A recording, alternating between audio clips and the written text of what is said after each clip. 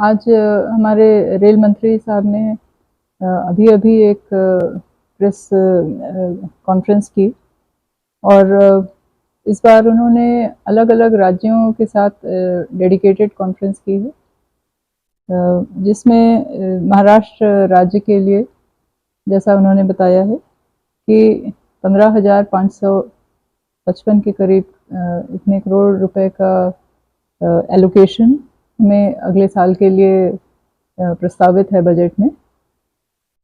और इसके अलावा 80,000 करोड़ का इन्वेस्टमेंट प्रपोज्ड है महाराष्ट्र राज्य के लिए, और जो कि ये कहीं ज़्यादा है, पहले सालों में जैसा मिलता था उनसे कहीं अधिक इंफ्रास्ट्रक्चर पे खर्च किया जा रहा है। उन्होंने ये भी बताया है कि 98% इलेक्ट्रिफिकेशन पूरा हो गया है और बहुत ही जल्दी ये 100% हो जाना चाहिए। इसके अलावा जैसा उन्होंने बताया कि 397 किलोमीटर्स के नए ट्रैक्स ले किए गए हैं इस साल में। एक अमृत स्टेशंस, और जिसमें स्टेशंस का रीडेवलपमेंट जो हो रहा है, महाराष्ट्र राज्य में 126 अमृत स्टेशंस बन रहे हैं जिनका रीडेवलपमेंट हो रहा है। गए साल में 816 आरओबी आरयूबी या जिनको हम कहते हैं फ्लाईओवर्स या अंडरपास, वो बन के तैयार हुए हैं। और इसी तरह 116 ओएसओपी काउंटर्स, यानी कि जो जहाँ का लोकल प्रोडक्ट है वो अपने प्रोडक्ट को स्टेशन पे बेच सकते हैं, ऐसे स्टॉल्स 116 महाराष्ट्र राज्य में नए स्थापित किए गए हैं। महाराष्ट्र के अलावा उन्होंने पूरे भारतवर्ष में चल रहे रेल के डेवलपमेंट एक्टिविटीज़ के बारे में भी उन्होंने बताया, और इसमें खास तौर पे कवच के प्रोग्रेस के बारे में उन्होंने ये बताया कि जो अलग-अलग उसके सिस्टम्स हैं उसमें हर एक में काफ़ी प्रोग्रेस है। जैसे कि ऑप्टिकल फाइबर ले करने के लिए 3,500 किलोमीटर्स का ऑप्टिकल फाइबर ले किया गया है। 186 स्टेशंस पे डेटा सेंटर्स का पूरी तरह से निर्माण हो चुका है। 827 ट्रैक साइड इक्विपमेंट, मतलब स्टेशन के अलावा अलोंग द ट्रैक जहाँ पे हमें इक्विपमेंट लगाना होता है, ऐसा 827 किलोमीटर्स का काम पूरा हो गया है।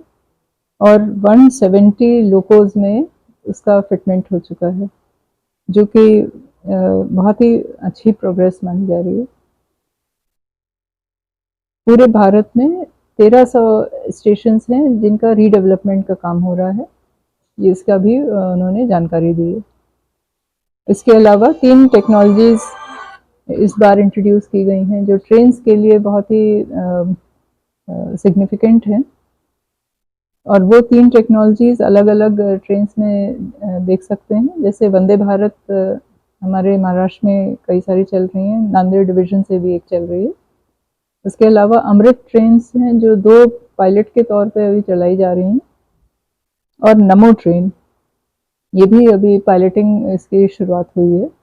तो आगे के दिनों में हमें बहुत सारी ऐसी नई टेक्नोलॉजी की ट्रेन्स भी दिखेंगी।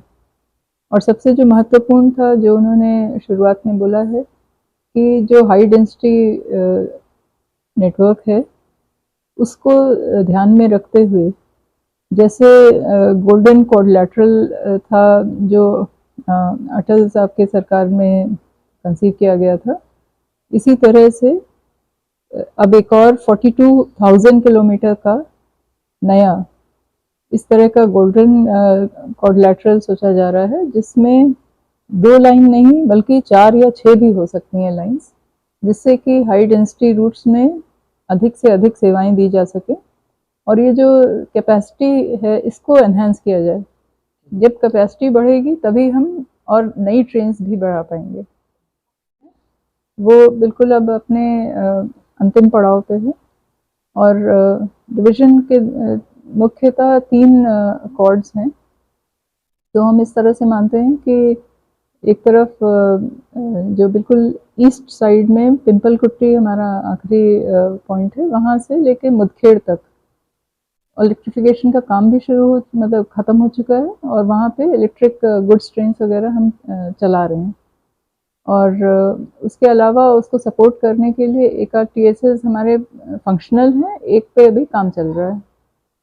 फिर जो दूसरा बहुत ही इम्पोर्टेंट जो कि मोस्ट इम्पोर्टेंट मैं कहूँगी, जो हमारा बेस्ट पॉइंट है, मनमाड से लेकर अभी तो उस्मानपुर तक इलेक्ट्रिफिकेशन पूरा हो गया है और उस पे ट्रेन्स भी चल रही हैं। हमारी जनशताब्दी, वंदे भारत दोनों ही इलेक्ट्रिक पर हैं।